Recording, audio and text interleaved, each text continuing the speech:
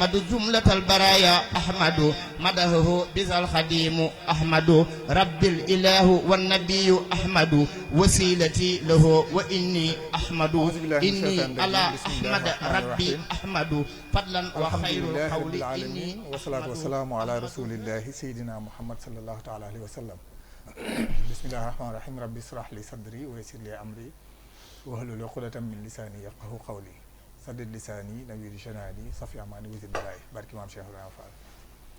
Assalamu alaikum wa rahmatullahi ta'ala wa barakatuhu, amis téléspectateurs, vous qui nous suivez sur la chaîne Lamfal Télévision et Radio. Votre émission Serigne Touba par lui-même revient après un petit stand-by, une petite pause avec notre cher Abdallah Fahmi. Aujourd'hui, nous allons essayer de débattre sur l'actualité. Vous savez, l'actualité est dominée ces derniers temps par le soufisme et le salafisme.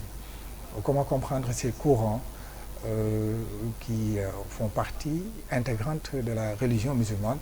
C'est quoi le salafisme? C'est quoi le soufisme? Et ceux qui se font appeler salafisme aujourd'hui, pourquoi ce regard critique sur le salafisme? Autant d'autres questions que nous allons essayer de développer avec notre cher Abdallah Fahmi. Salam alaikum. Wa alaykum salam wa rahmatullahi wa barakatuh. Aujourd'hui, comme je viens juste de le dire, comment peut-on définir le soufisme et le salafisme? Bon, au début, quand on disait un salafi, c'était vraiment un titre de noblesse. C'est-à-dire les premiers musulmans, c'était les compagnons du prophète Mohammed sallallahu alayhi wa sallam, les sahaba. Après, leurs disciples qui sont venus après, qui ont appris de leur religion, ils s'appellent les tabi'in, les suivants. Après, ceux qui sont venus apprendre des suivants, on appelle tabi'i tabi'in. C'était les premières appellations qu'on disait. Et le prophète Mohammed sallallahu alayhi wa sallam avait dit un hadith, il dit Khayrul quruni qarni, thumma alladhi yalihi, thumma alladhi yalihi.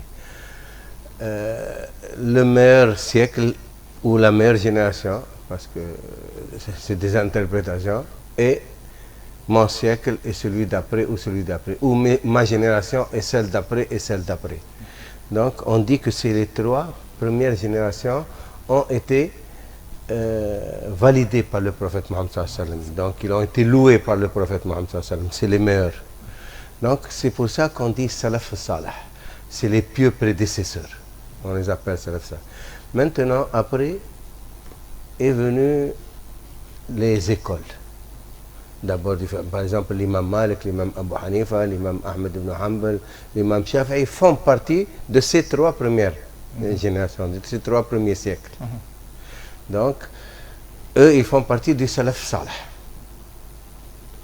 Et comme il y a eu des débats, l'islam s'est répandu en Égypte, en Irak, en Perse, en Azerbaïdjan, tu vois, il y a eu jusqu'en Andalousie. Donc, il y a eu des non-musulmans qui sont entrés dans l'islam, il y a eu des nouveaux débats, les nouvelles civilisations avaient leur culture avant, avaient leurs coutumes et tout, et c'était devenu maintenant des écoles se former, des spécialités sur le hadith, sur le commentaire du Coran, sur la langue arabe, parce que les gens, au début, les gens comprenaient l'arabe facilement, c'était des arabes, mais après, c'est les non-arabes devaient apprendre l'arabe. Donc on a créé des sciences nouvelles comme la grammaire, comme la conjugaison, comme après même le Coran. Avant, il n'y avait pas de signes diacritiques, il n'y avait pas de voyalisation. Donc après, on a commencé, on étudiait, c'est devenu des écoles où on étudiait. Et donc, quand on disait le salaf salah, ça veut dire ceux qui suivent la voie des pieux prédécesseurs. Donc c'était louable, c'était les gens très loués. Les soufis, ça, beaucoup de gens ne comprennent pas une chose très simple pourtant. Le prophète Mohammed sallallahu alayhi wa sallam, quand il nous a appris notre religion, il y a le hadith de Sayyidina Jibril. Un jour, le prophète Mohammed sallallahu alayhi wa sallam était assis avec ses sahaba et un homme est venu tout habillé en blanc. Aucune trace de sueur, ni de voyage, ni de poussière. Et il s'est assis en face du prophète Mohammed sallallahu alayhi wa sallam, ses jambes contre les jambes du prophète Mohammed sallallahu alayhi wa sallam. Il lui dit, oh Mohammed, informe-moi sur l'iman. Ya Muhammad, akhbirni an l'iman. L'iman, c'est de croire en Allah, croire en les prophètes, croire en les anges, croire en les livres révélés, croire en le jour du jugement et dans le qada et qadar, le décret et le destin. Il dit très bien, ahsan. Alors les sahaba étaient étonnés. Il demande et puis il acquiesce, il connaît la réponse. Après il dit, akhbirni an l'islam. Informe-moi sur l'islam. Il dit l'islam c'est shahadat la ilaha illallah Muhammad Rasulullah, la prière, le jeûne de Ramadan, la zakat et le pèlerinage pour ceux qui en ont les moyens. Il dit ahsan, très bien. Après il dit informe-moi sur l'ihsan. Il dit l'ihsan c'est de adorer Allah comme si tu le vois, car même si tu ne le vois pas, lui il te voit. An ta'budallah ka'annaka tara fa in lam tarahu fa huwa yarak. Alors de là, personne ne discute que notre religion c'est iman, islam, ihsan. Parce qu'après quand il est parti, le prophète Mohammed sallallahu alayhi wa sallam a interpellé Sayyidina Omar ibn Khattab. Il lui a dit, tu sais qui c'était? Il lui a dit non. Il dit c'est Jibril qui est venu vous apprendre votre religion. Donc c'est l'ange Gabriel lui-même qui est venu nous enseigner ça. Donc c'est iman, islam, ihsan. La science de l'iman, c'est le tawhid. La science de l'islam, c'est le fiqh. La science de l'ihsan, c'est le tasawuf. Le tasawuf, c'est une science. Donc ça date depuis le temps du prophète sallallahu alayhi wa sallam. Oui, mais elle ne s'appelait pas le tasawuf. Comme la grammaire, il n'y avait pas de grammaire. Il n'y avait pas de conjugaison. Il n'y avait pas toutes les sciences, usul al-fiqh. Il n'y avait pas toutes ces sciences avant. C'est après, comme je te dis, que ça s'est formé. Quand les civilisations autres sont entrées, après on a commencé maintenant à organiser la communauté et organiser les sciences, et des corporations de savants spécialistes dans des domaines se sont réunis et voilà, ils ont mis les bases de leur science. Les gens du tasawuf ont fait leur science. Le tasawuf, c'est makarim al-akhlaq. Le prophète Mohammed sallallahu alayhi wa sallam, il dit innama bu'athtu li utammima makarim al-akhlaq. En vérité, j'ai été envoyé pour parfaire le noble caractère, les mœurs. Donc makarim al-akhlaq, c'est quoi le tasawuf? C'est d'apprendre aux gens les vertus et de les éloigner des vices. Takhalli, tahalli, tajalli. Takhalli, c'est de dépouillement des vices, des défauts. Quelqu'un, il essaie de combattre son âme pour la parfaire, c'est jihad nafs. Et après acquérir les vertus. Tout ce que tu vois qu'Allah a loué comme vertu, tu essaies de l'acquérir. Jusqu'à ce que tu arrives à un certain point où tu te parfais. Et on passe par des étapes. C'est une science où la progression de l'âme, nafs al-amara bisu, nafs al-lawama, nafs al-mulhama, nafs al-mutma'inna, nafs al-radiya, nafs al-mardiya, nafs al-kamil. C'est une science. Ceux qui ne connaissent pas cette science, là, Sayyidina Ali, il dit al-insanu adou ma yajhal. L'être humain est toujours, il se fait ennemi de ce qu'il ignore. Les gens, quand ils ignorent quelque chose, au lieu de dire ah ça je connais pas, il dit ah non ça n'existe pas. Ça. Et c'est ça le problème. Maintenant, ça c'est les salafis premiers. Maintenant les néo-salafis qui sont venus après, les néo-salafis. Ceux qui se font appeler aujourd'hui salafis. Se font appeler salafis. Eux, ils limitent la religion à leur compréhension. Ce qu'ils ont appris de la religion, les quelques hadiths et les quelques versets coraniques qu'ils collectionnent et ils ont fait une doctrine. Ah, ça c'est la doctrine du Salaf Salah. Non, Salaf Salah, il est très loin de ce qu'on raconte aujourd'hui. Les Salaf Salah, c'était les meilleurs. Et c'était des gens, tu sais, je te donne un exemple très simple. L'imam Malik, qui fait partie du Salaf Salah, il dit, je n'ai jamais entendu l'un de mes maîtres, ou l'un des maîtres de mes maîtres, ou l'un des tabi'in, ou l'un des sahaba, dire sur quelque chose, ça c'est haram ou ça c'est halal. Tout ce qu'ils disent, mon avis sur ce sujet-là est tel. Moi, je pense vers cet avis. Moi, cet avis-là, je ne l'accepte pas. Je préfère cet avis. Ils sont très prudents. Absolument. Comment tu dis halal ou haram dans quelque chose qu'Allah n'a pas dit haram ou halal? C'est de l'ijtihad. Et l'ijtihad, c'est ghalabat al-dhann. Ça veut dire ça, c'est-à-dire tu fais le meilleur effort que tu peux et tu penses que ceci, c'est ton opinion, c'est une opinion. Donc, mais une opinion argumentée, avec des arguments. Alors qu'aujourd'hui, n'importe qui dit ça c'est halal, ça c'est haram, ça c'est shirk, ça c'est bid'a. C'est grave, c'est très grave ce qu'ils font. Absolument. Vous dites, Imam Malik, faisait partie l'école de Imam Malik, une des grandes écoles en tout cas de ces 4 rites. Imam Malik, vous l'avez dit, Imam Shafi, Ahmed Ibn Hanbal et Abu Hanifa. Abu Hanifa. Donc Imam Malik aujourd'hui, son école a été enseignée par Serigne Touba Khadim Rassoul et en tout cas les grands soufis qui sont... Et tout le Nord-Afrique et l'Afrique de l'Ouest, ils sont malikites. Et pourtant, il faisait partie de l'école salaf, vous dites. Oui, comme je te dis, c'est les gens louables, les salaf salah, c'est les plus loués. Ils ont été loués par le prophète Mohammed sallallahu alayhi wa sallam. Mais ceux qui se prétendent salafis, la question en est que pourquoi aujourd'hui ceux qui se font appeler salaf attaquent régulièrement les soufis? Ça, c'est nouveau. Depuis Mohamed Abdel Wahab, les wahhabites. Donc il n'y a pas de différence entre wahhabites et salafistes? Bien sûr qu'il y a une grande différence. Quelle est la Bien différence? sûr que les salaf salah, comme on a dit, ils sont vraiment les plus loués par le prophète Mohammed sallallahu alayhi wa sallam. Maintenant, dans les salaf salah, il y a des soufis. C'est-à-dire, quelle est la différence? Dans la aqida, il y a beaucoup de gens qui font de la confusion dans ça. D'abord, il y a les écoles du fiqh et il y a les écoles de la aqida, la théologie, tawhid. Et il y a des écoles du tasawwuf. Comme on a dit, notre religion c'est iman, islam, ihsan. La science de l'iman c'est le tawhid, la aqida. Et la science de l'islam c'est le fiqh. Et la science de l'ihsan c'est le tasawwuf. Ou tu l'appelles makarim al-akhlaq si tu veux.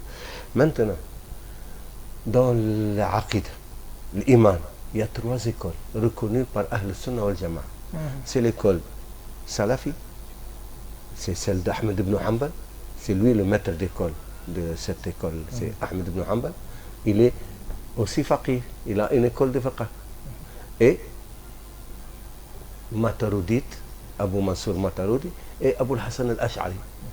Ce sont les 3 écoles. Quelle est la différence entre eux? Les salafis, ils prennent les données du Coran, du hadith, littéralement, sans interprétation. Ils refusent l'interprétation. Vous parlez de ces salaf salih ou bien de ceux qui se font appeler... De l'école salafi dans la théologie, dans le tawhid. Parce que c'est un peu différent. Mais je te dis, c'est après, il y a eu des écoles qui se sont formées. La lettre propre, il n'y avait pas d'école. Les premières écoles se sont formées d'abord avec Malik ibn Anas, Abu Hanifa, et Shafi'i, après Ahmed ibn Hanbal.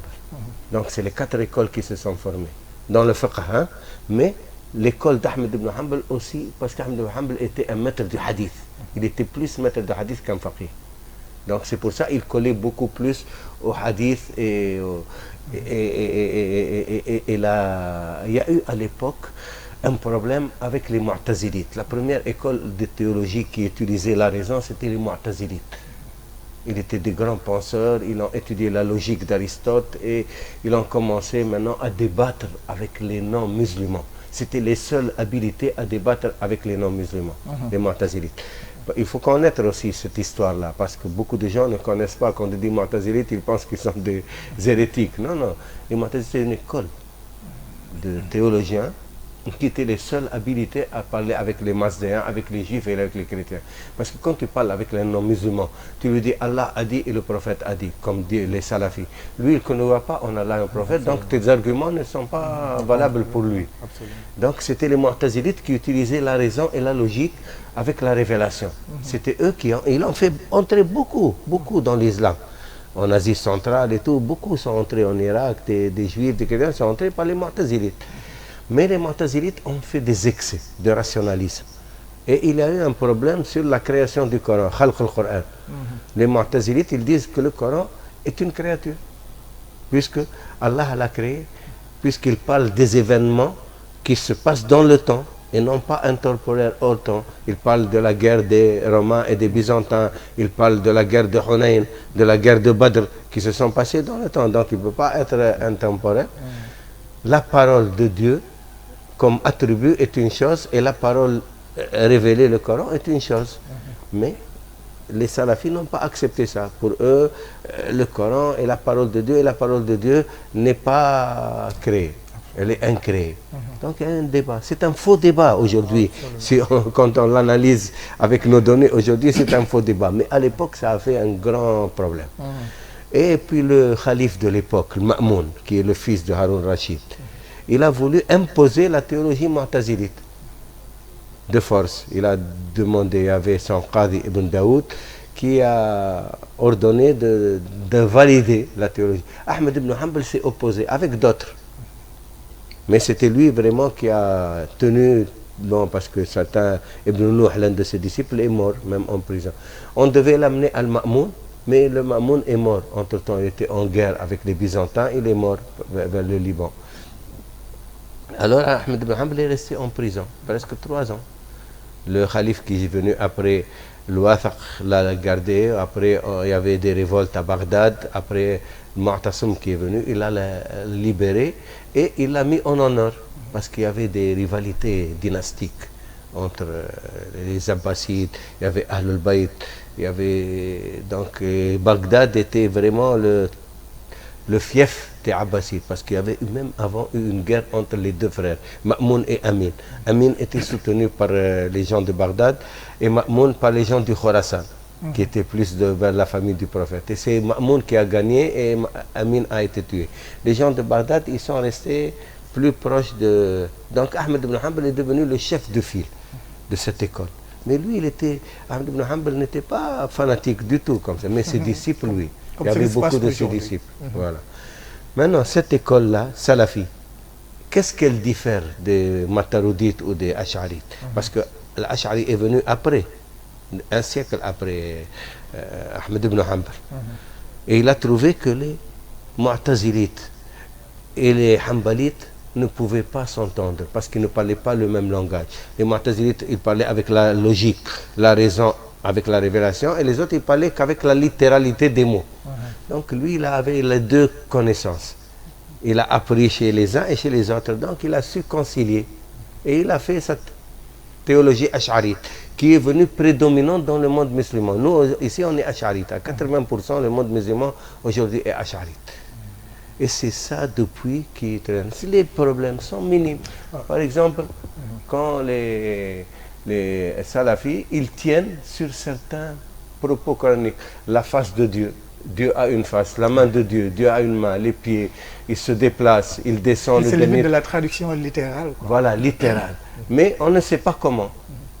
Les autres, ils les accusent d'anthropomorphisme. Si Dieu a une main... Le fond ne leur intéresse pas. On les appelle mujassama. Allah est assis sur le trône. Ar-Rahman istawa al-Arsh. Il est dans le ciel. Wa huwa ilahum fis sama. Donc, ils prennent à la lettre. Alors que les autres nous disent non, il faut interpréter. C'est des figures de style de la langue arabe. Et le problème, c'est que eux... C'est un problème d'interprétation. D'interprétation. Mais aujourd'hui, revenons aux Wahhabites. Vous l'avez dit tantôt. Il y a Mohammed ibn Abdul Wahhab, qui est le père fondateur, en tout cas, de ce courant. Oui, c'est tardif. C'était aussi au XVIIIe siècle. Ça. Exactement. Mais aujourd'hui, ceux qui se font appeler salaf. Parce que j'insiste là-dessus, vous entendez parler, il y a une large différence entre les salafs salih et ceux qui se font appeler salaf aujourd'hui, parce qu'ils ont un peu dérouté cet enseignement. Donc aujourd'hui, je vois que ces salafs s'entendent bien avec les wahhabites. Il y a des similitudes, oui. Il y a une différence. Et quelle est la différence? Voilà, malheureusement, bon. Comme on a dit, c'est pour ça qu'il faut un peu remonter le cours de l'histoire. Après, dans les Hanbalites, il y a eu Ibn Taymiyyah, qui a vraiment lancé ce courant extrémiste un peu, parce que même les Hanbalites n'étaient pas d'accord sur certains sujets. Par exemple, il y avait Ibn Uqayl qui était proche des thèses ash'arites. Il y avait le Qadi Ibn Jawzi aussi qui a attaqué ses pères Hanbalites à cause de cette littéralité, tu vois. Mais après, Ibn Taymiyyah, quand il est venu, il a accentué ces problèmes-là. Il prend les problèmes où il y a des divergences entre les musulmans, il donne son avis, il dit ça c'est l'avis des salaf salah, et celui qui ne croit pas à ça, il faut qu'il fasse son toub ou on le Donc met à mort. Donc celui qui a radicalisé un peu... Il a un peu radicalisé, beaucoup même. Tu vois. Mais lui-même était soufi. C'est ça que nos frères salafis ignorent. Ibn Taymiyyah était soufi, il était qadr. Il a même des écrits sur le Cheikh Abdul Qadir Jilani, il a même fait le sharh de Ibn Qayyim Jawziyya, son disciple. Il a fait sharh Manazil al-Sa'irin, l'imam al-Harawi. Et pourtant aujourd'hui c'est lui la référence de ces Mais salafs. Ibn Taymiyyah. je te dis, c'est pour ça que les gens ne lisent pas l'histoire. Alors que Ibn Taymiyyah lui-même était soufi. Il parlait très très bien. Il a même des écrits sur le tasawwuf formidables. Mais il était contre certains soufis, comme Ibn Arabi, comme Ibn Sab'in, comme Afif al-Din Tlemceni, d'autres qui les accusaient de Wahdat al-Wujud et de certains propos qu'ils ne comprenaient pas d'ordre métaphysique.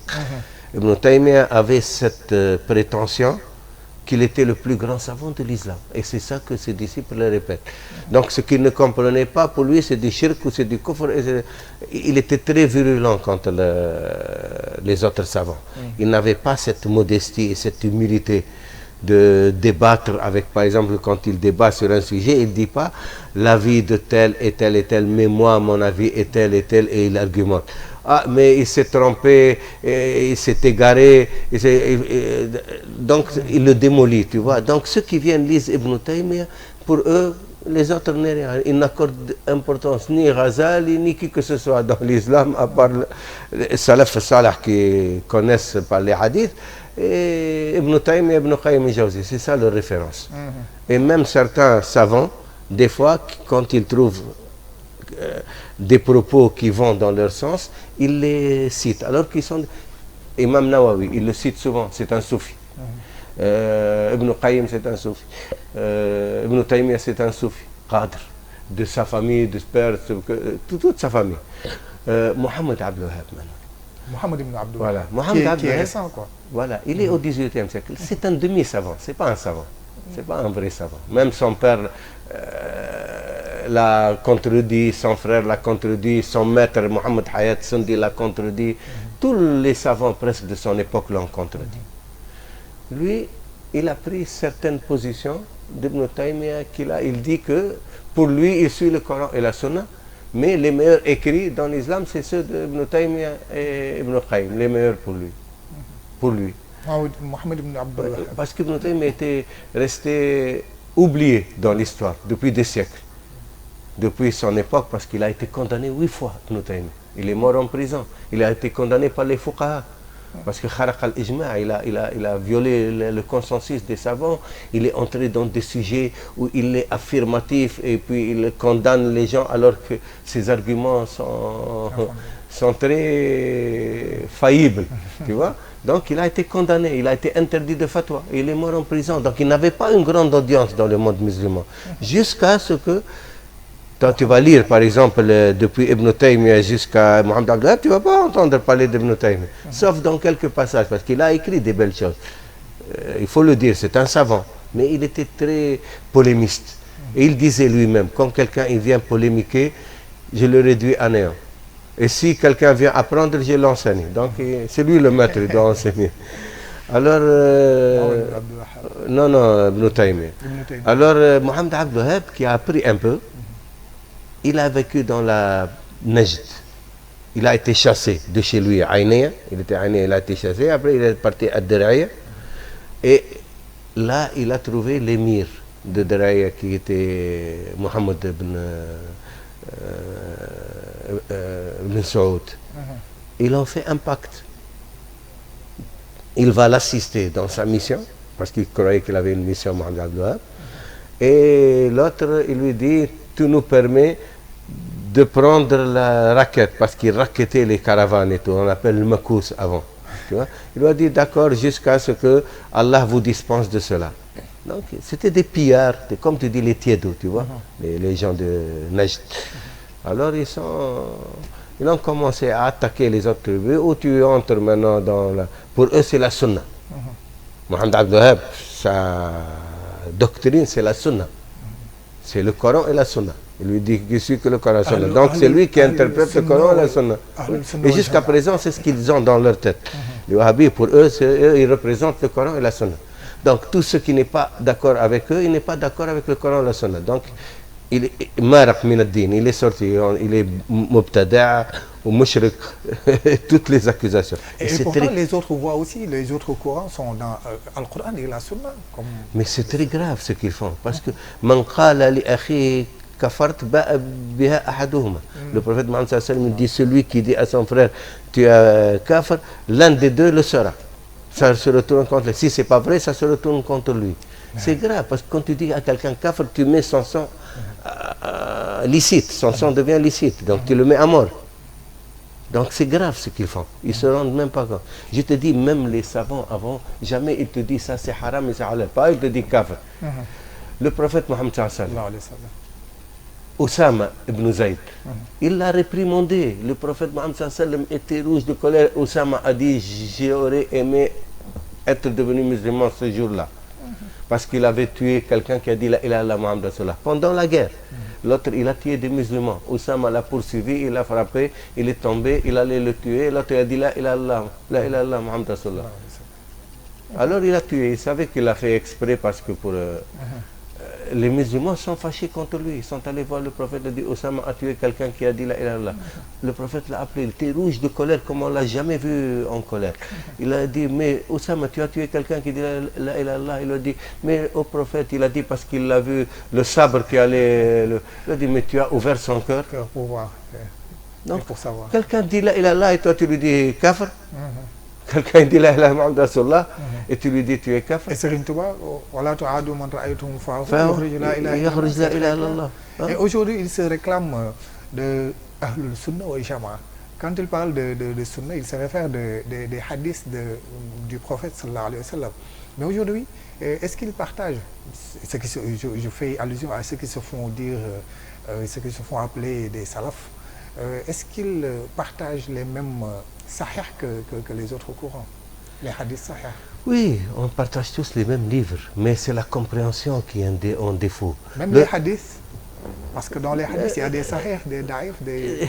comment on dit? Mais le problème de nos Ou frères... bien ils prennent ce qui leur arrange. Voilà, le problème de nos frères qui se disent salafis, qui sont wahhabis, en fait, c'est qu'ils prennent, ils collectionnent certains hadiths et ils les interprètent à leur façon. Et ils bâtissent leur doctrine dedans. Mais s'ils lisaient tous les hadiths, ou s'ils lisaient tout le Coran, ils changeraient de position. Mais ils prennent... Mais comme vous avez dit, leur interprétation du Coran, du livre, est trop sommaire, quoi, on dirait. Ils n'interprètent que le problème, que c'est les groupes, ils ont déjà une doctrine établie. Après, il va chercher dans le Coran ce qui conforte ses positions. C'est ça la majorité qu'ils font. D'ailleurs, il a déjà des idées préconçues. Il a déjà sa position. Maintenant, il va dans le Coran, il cherche ce qui l'arrange, ce qui va conforter sa position. Il ne cherche pas à comprendre. C'est ça le problème. Le problème dans la compréhension. Pour eux, ceux qui ne partagent pas la même idéologie qu'eux sont des koufrs, ça, ce sont eux qui le font. Et ça, c'est propre aux Kharijites. C'est les Khawarij qui ont commencé ça. Les Khawarij. Mais aujourd'hui, cette violence qu'on constate pratiquement partout dans le monde, parfois on dit que ce sont ceux qui se font dire, ceux qui se font appeler des salafs qui incarnent cet islam violent. Malheureusement, aujourd'hui, l'islam, il est défiguré par ces mouvements qui se disent salafis et qui sont wahhabis en fin de compte. Parce qu'ils ont cette violence envers les musulmans. Ils ne s'attaquent jamais aux non-musulmans, ils s'attaquent aux musulmans. Shirk, bid'a, kufr, ils n'ont pas... Par exemple, tu as vu Daesh, quand ils se battaient là, en Syrie. Jamais ils n'ont attaqué Israël, au contraire, ils étaient protégés par Israël. Les blessés étaient amenés en Israël, soignés, et puis c'est Qatar qui payait les factures. Non? Même Hamad Ben Jasser, l'ex-ministre des Affaires étrangères du Qatar, il a dit à la BBC, il a dit nous avons mis 135 milliards de dollars sur la table pour détruire la Syrie. Et nous, Israël, les États-Unis, la Jordanie, la Turquie. Donc, c'est des plans. Et les Occidentaux n'ont pas besoin des soufis. Les Occidentaux ont besoin des salafis, qui se disent salafis ou des wahhabis, Daesh et les autres. Pourquoi? Parce qu'ils ont besoin le choc des civilisations. Absolument. Il n'y a plus l'URSS maintenant. Il n'y a plus l'URSS maintenant. Il faut un ennemi commun aux Occidentaux. Et maintenant, c'est devenu... Pourquoi on te présente toujours les attentats, les salafis là qui sont en train de dire des mots violents, le problème de la femme, le problème du qamis, du burkina, du hijab, c'est ça. Donc ils font peur aux Occidentaux. Regardez ces gens-là, ils sont arriérés, ils vivent dans un autre monde, on ne peut pas vivre avec eux, ils veulent détruire notre civilisation. Ça les arrange. Mais quand tu vois, par exemple, quelqu'un vient un soufi, il parle de l'amour d'Allah, que tous les peuples sont frères, et que même si on ne partage pas la même religion ou les mêmes convictions, on peut cohabiter en paix. Regarde ici au Sénégal. Au Sénégal, les chrétiens et les musulmans, comment ils vivent. Non seulement en paix, mais avec respect, avec amour et affection. Ils se partagent dans les fêtes. Vraiment, moi j'entends par exemple l'abbé Jacques Sarr qui dit à la télé, nous on croit en le prophète Mohammed sallallahu alayhi wa sallam. Mais nous on suit Jésus, mais on croit en le prophète, c'est un prophète, ils n'ont pas de problème. Mais j'ai visité la grande mosquée de Fajoud, mais l'œuvre est réalisée à 98% par les chrétiens. Joël Fajoud. C'est un exemple, le Sénégal c'est un exemple. Absolument. Et aussi avec les cimetières mixtes, il y a des chrétiens, musulmans. Il faut préserver cet équilibre. Même nos frères salafis, il faut leur parler avec clairvoyance, avec logique, avec connaissance, pour pouvoir les amener à un niveau supérieur. Tu sais, leur niveau, il est très limité. Très limité. C'est ça que les gens ne connaissent. Parce qu'ils ont appris l'ilm naql, et pour eux, le savoir, c'est juste de la mémorisation. Ils mémorisent des textes, ils mémorisent du hadith, ils mémorisent du Coran, ils croient que c'est ça la science. Mais ils n'utilisent même pas la raison, la logique pour comprendre ce que tu lis, tu mémorises. Il faut le comprendre. Et il faut lire les textes dans leur contexte. Quand tu lis quelque chose, il faut que tu sais dans quel contexte tu appliques cela. L'applicabilité des textes, elle dépend du contexte. C'est pas comme ont vécu les gens, ou comme ils s'habillaient avant nous, on doit s'habiller, ou comme... Sinon, nous, le prophète, est-ce qu'il s'asseyait dans un canapé comme ça, ou est-ce qu'il allait en voiture? Tout ça, c'est du bid'a. Donc, même la bid'a dont il parle. Il y a exactement. Comment peut-on comprendre la bid'a dont il parle? C'est quoi la bid'a exactement? La bid'a, c'est une innovation. Parce que toujours, ils reviennent avec al-bid'a, le bid'a dalala, le dalala finnar, je ne sais pas comment on interprète ça. Le bid'a dalala, le dalala finnar. Le bid'a, c'est quelque chose qu'on a innové. C'est une innovation. Mais, il faut comprendre d'abord. Il y a fiqh al-ibadat ou fiqh al-mu'amalat. Fiqh al-ibadat, c'est le culte. Chaque bid'a dans le culte, si par exemple tu dis, au lieu de 4 raka'at dhahr ou 3 raka'at maghrib, on va faire 2 et 3, ça c'est du bid'a. Et ça c'est dalala ou kullu dalala finna. Ça c'est, tu as touché au fiqh al-ibadat. Mais si tu dis, maintenant on mange avec des fourchettes, ou on mange avec, on roule en voiture, ou, il n'y avait pas de voiture avant, c'est une bid'a, mais c'est une bid'a qui neutre, il n'y a pas de... Il n'y a aucune... Ahkam al-shara, les statuts des lois, sont 5. Ce qui est wajib, obligatoire. Ce qui est mandoub, recommandé. Ce qui est permis, jaiz. Ce qui est détestable, makruh, et ce qui est haram, interdit. Ok? Donc chaque acte. Maintenant, quelque chose... Il n'y a pas que haram et halal. Par exemple, monter dans une voiture, ou faire, est-ce que c'est haram ou c'est halal? Ça n'a rien de halal, de haram. Aujourd'hui, c'est permis. par exemple, la célébration de la naissance du prophète, le Mawlud, ils pensent que c'est pur bid'a, quoi. Ça. On le fait passer sur les 5 statuts des actes. Est-ce qu'il est obligatoire? Wajib. Non, personne n'a dit qu'il est obligatoire. Est-ce qu'il est recommandé? Non, le prophète ne l'a pas recommandé, n'est-ce pas? Est-ce qu'il est permis? Oui, il est permis. Parce qu'il n'y a aucune raison pour qu'il soit détestable ou pour qu'il soit interdit. Pourquoi interdit? Il faut des arguments pour interdire. Allah ne l'a pas interdit, le prophète ne l'a pas interdit. Comment tu vas l'interdire? Donc, quelle raison? Est-ce qu'il est détestable? Comment il est détestable? Louer le prophète, se remémorer son anniversaire, parler de ses grades et vertus, il ne peut pas être... Il ne peut être que permis par la loi. Le problème, comme vous l'avez dit, c'est l'interprétation des textes, hein, tout court. ça le C'est problème. bête, des fois c'est des choses simples, élémentaires, que n'importe quel petit étudiant il peut facilement élucider ça.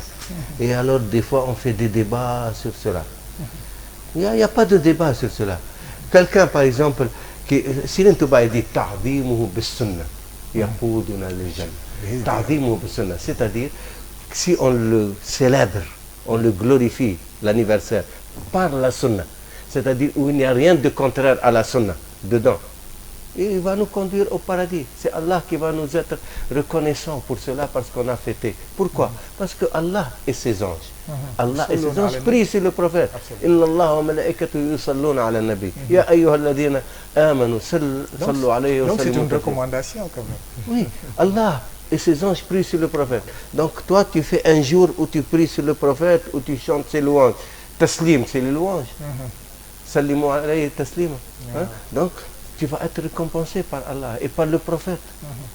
Donc tu vas priver les gens. Ah, toi, si tu ne vois pas cela, ou ça ne t'intéresse pas, ou tu penses tu peux fêter l'anniversaire de ton fils, mais pas du prophète, c'est ton problème. Mais tu ne peux pas obliger les gens, ou mentir, dire que c'est haram ou c'est bid'a. Pour quelle raison? Il n'y a aucune raison. Ah, il y a certains qui disent oui, dans ces événements, les femmes et les hommes se mélangent et tout. Ça, c'est autre chose. Ça, c'est nous, on parle du principe du Mawlid. Maintenant, comment l'exécuter? Comme a dit Serigne Touba, voilà, ta'dhimuhu bis-sunnah yaquduna lil-jannah. Voilà. Merci, cher Abdallah Fahmy. Aujourd'hui, comment voyez-vous l'évolution du soufisme? Ah, le soufisme, maintenant, partout, il revient en force. Hein. Même dernièrement, en Tchétchénie, ils ont fait un symposium de l'islam où ils considéraient les wahhabis comme qui ne sont pas Ahl-Sunnah wal-Jama'a. Et même plus que ça, en Arabie Saoudite. Maintenant, Mohammed bin Salman, le prince héritier, il a mis presque 2000 savants wahhabites en prison. Maintenant, ils ont changé tous les livres en Arabie Saoudite sur l'enseignement coranique. Ils ont évacué le wahhabisme en Arabie Saoudite. Hein.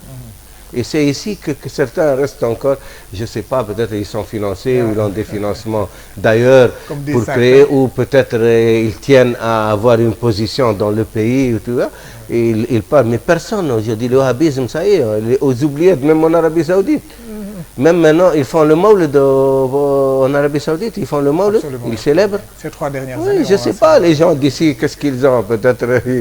Il y a des choses, peut-être, derrière. Je ne sais pas quelle est leur raison.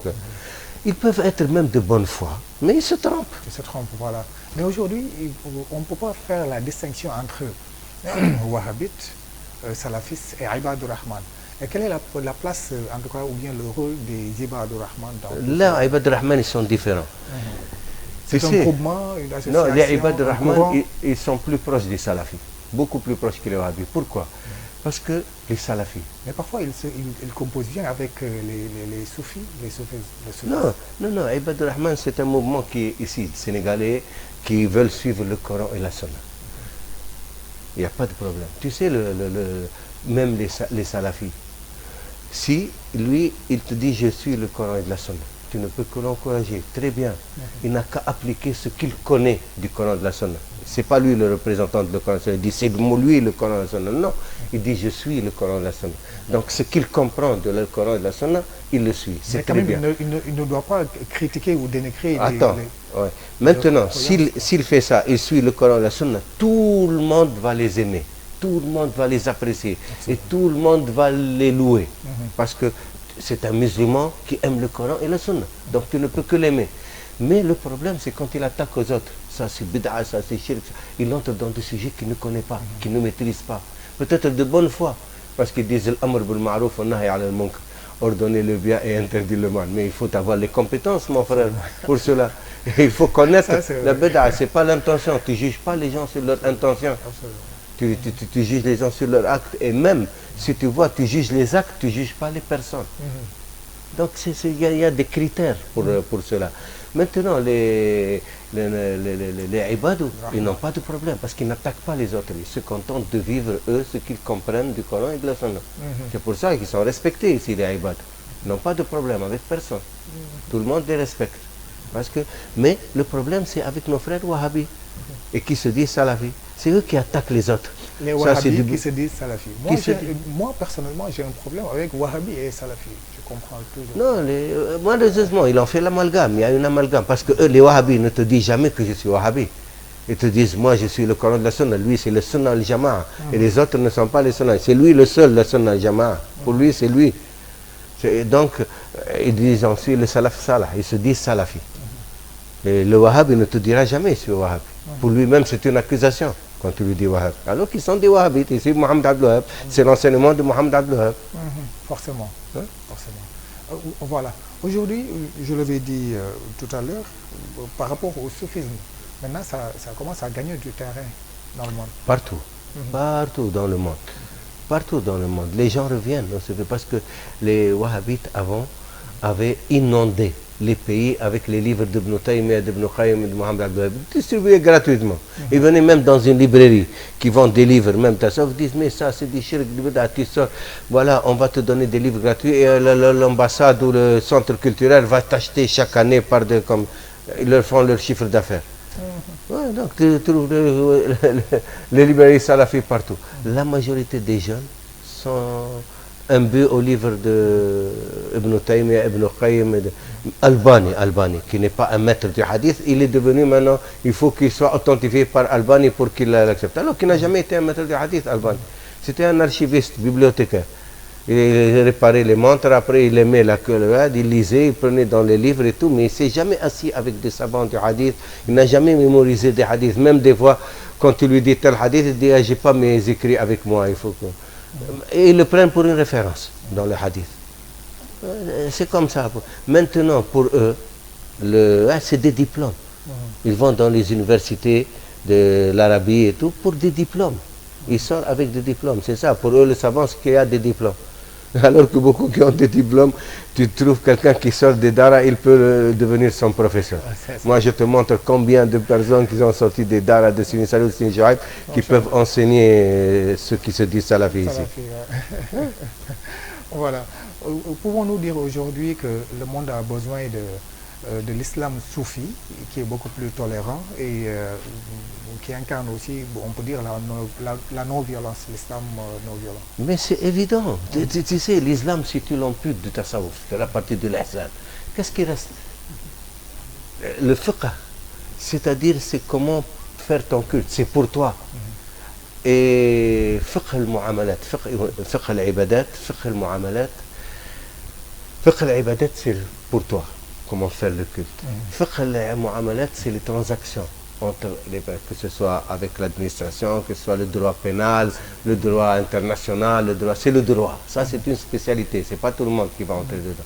Et maintenant, il y a des gens qui ne font pas la différence entre les ibadat et les adat. Les ibadat, ça c'est le culte, il n'y a pas d'innovation. Mais l'adat, les coutumes changent. En toute époque, et de pays en pays, les coutumes. D'une ethnie à une ethnie, les adat changent. Donc ça ne veut pas dire pour quelque chose qu'il n'a pas fait le prophète, c'est interdit. Tu viens dans un peuple sérère, tu vas leur mettre les habitudes des Arabes, les adat des Arabes. Chaque pays a ses adat, ses coutumes. Et même, ça fait partie du fiqh, l'urf. Donc un savant, juriste, ne peut pas faire de fatwa dans un pays où il ne connaît pas les coutumes, l'urf. Un qadi ne peut pas siéger pour juger dans un pays où il ne connaît pas les coutumes, l'urf. Donc, on respecte l'urf. Donc, et ça, c'est l'adat. Les adat, c'est rien.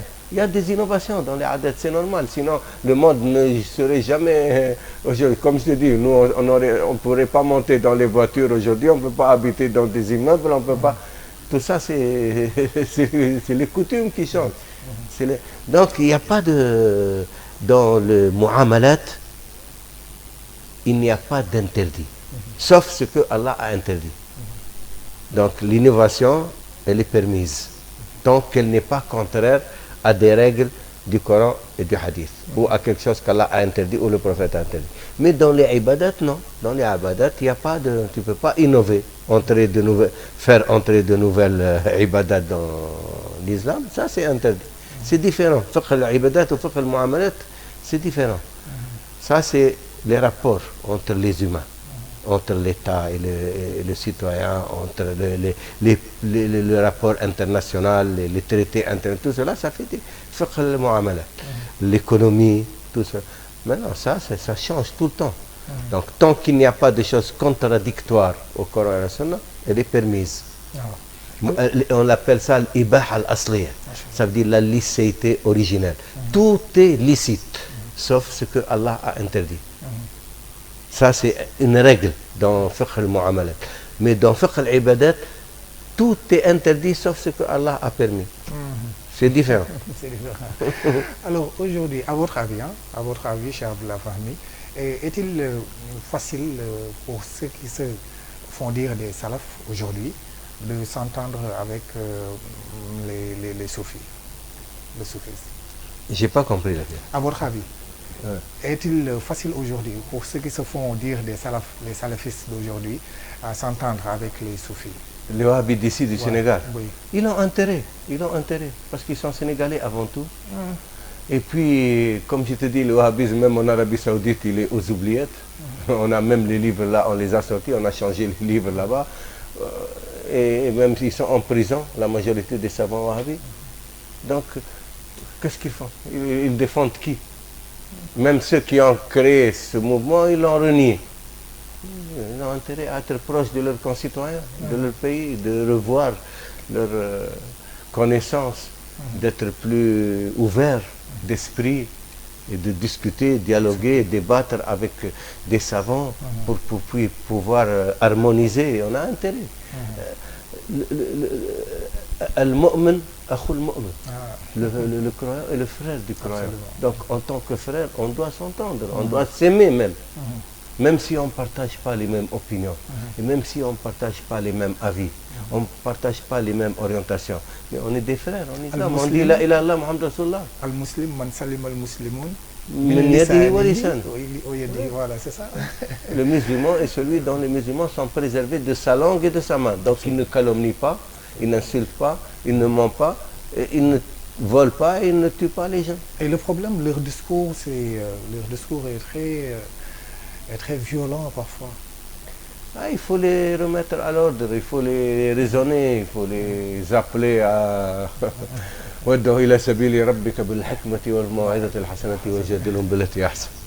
Merci beaucoup, cher Abdallah Fahmi. On va terminer l'émission comme d'habitude avec quelques écrits de Cheikh Al-Khadim, de Serigne Touba Khadim Rassoul.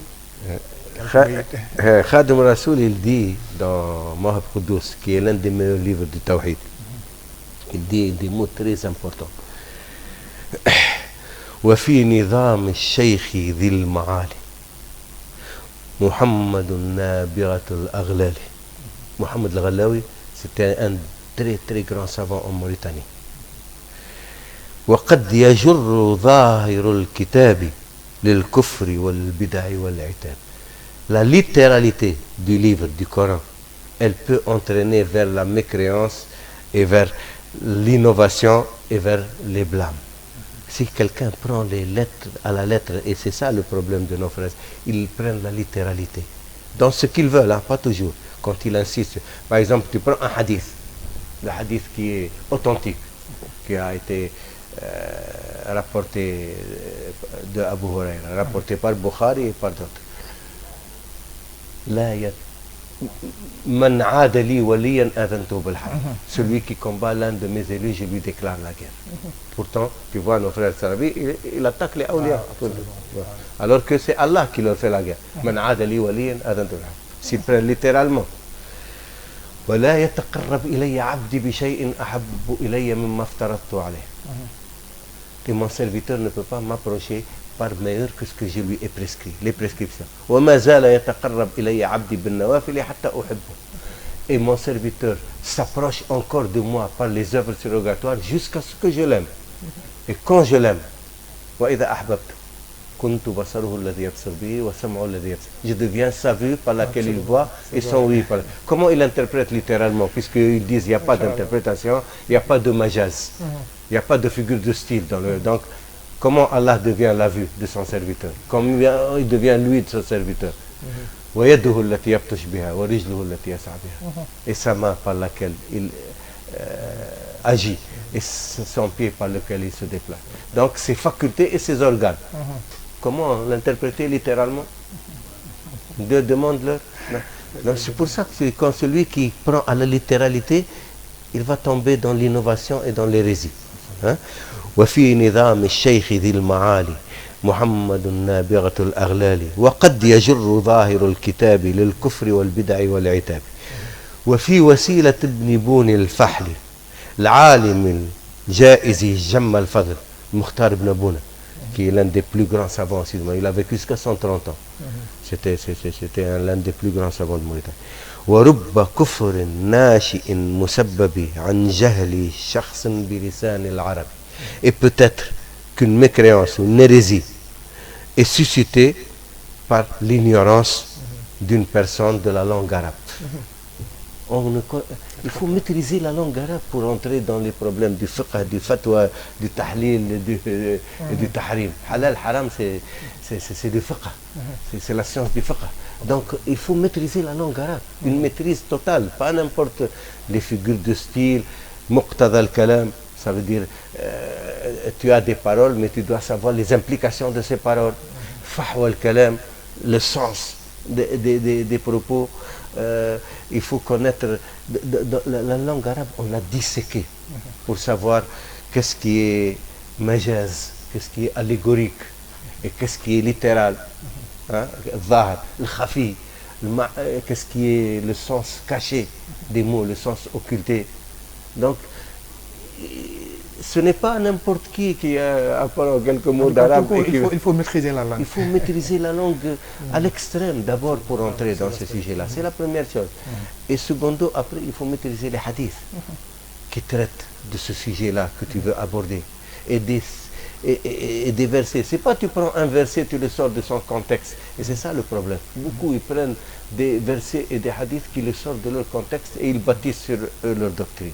Non. Il faut prendre tous les versets qui traitent du même thème. Et puis maintenant, les harmoniser pour savoir le sens exact de cela. Et même si tu arrives à cela, tu ne peux dire que mon avis est tel. Moi, je pense que c'est ça. Mais jamais tu ne peux dire, voilà ce que Allah a voulu dire. Et tu es affirmatif. Voilà. Le prophète Mohammed sallallahu alayhi wa sallam dit, Man kadaba alayya muta'ammidan falyatabawwa maq'adahu minan nar. Celui qui ment sciemment sur moi, il doit s'attendre à siéger en enfer. C'est pas seulement parce que tu as rapporté un faux hadith, mais tu dis le prophète a dit alors que lui n'a pas dit, ou tu lui fais dire ce que tu penses toi. Ce que tu penses toi, tu le fais dire au prophète. Donc tu dis toi ce que tu penses, après tu viens apporter un hadith du prophète pour confirmer ce que tu dis toi. Donc tu mens sur le prophète, tu lui fais dire ce qu'il n'a pas dit. Alors, je pense aussi qu'il devrait avoir l'honnêteté intellectuelle de lire en tout cas tous les autres œuvres qui parlent de l'islam de manière générale. Il faut qu'il y ait l'honnêteté intellectuelle de lire les autres œuvres. Ah oui. Pourquoi pas? Ah oui, c'est ça aussi beaucoup de problèmes. Et même des fois, quand ils interdisent parfois à leurs, je dirais à leurs adeptes de lire les enseignements. Ibn Taymiyyah a fait ça. Il interdisait de lire beaucoup de livres. Même Ghazali, Ibn Arabi, ils ne le lisent pas. Pour eux, c'est... Par exemple, tu prends Taqdis al-Ashkhas de Ahmed Lô. Si tu vois ce livre-là, où vraiment tu vois que l'auteur ne comprend rien au propos des soufis. Ah bon? Il ne comprend rien au propos des soufis. Il rapporte des propos vrais, mais d'après sa compréhension. Il apporte pour critiquer, c'est pas essayer de comprendre. Alors que ces soufis-là dont il parle, c'est l'élite de la communauté musulmane, qui sont reconnus par tous les savants. Par tous les savants du monde. Je vais te dire quelque chose qui va être même étonnante. Tu sais, je défie qui que ce soit de m'apporter quelques savants, je ne dis pas une centaine de savants, quelques savants, moins de 10 savants,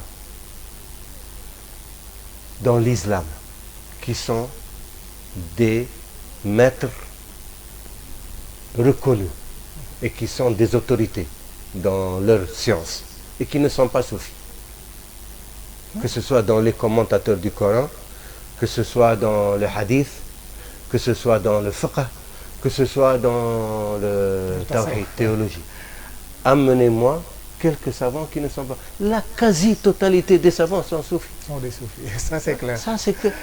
Dis-moi, Jalaluddin Suyuti, l'un des plus grands commentateurs, il est soufi. Qurtubi, il est soufi. Nawawi, il est soufi. Shatibi, il est soufi. C'est les maîtres. Ça c'est clair. Des hadiths. Ibn Hajar al-Asqalani, il est soufi.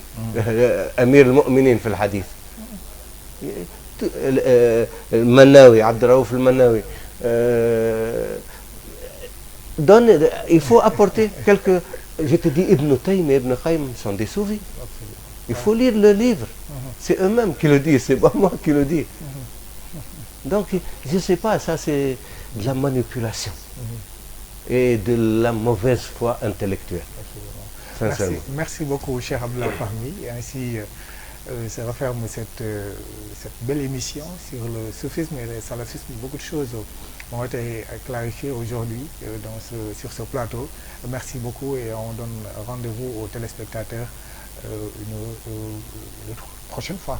En tout cas, une prochaine fois pour une autre émission, un autre numéro de votre émission Serigne Touba par lui-même. Wa akhiru da'wana alhamdulillahi rabbil alamin. البرايا أحمد مدهه بذا الخديم أحمد رب الإله والنبي أحمد وسيلتي له وإني أحمد إني على أحمد ربي أحمد فضلا وخير القول إني أحمد أحمد هذا قال إني أحمد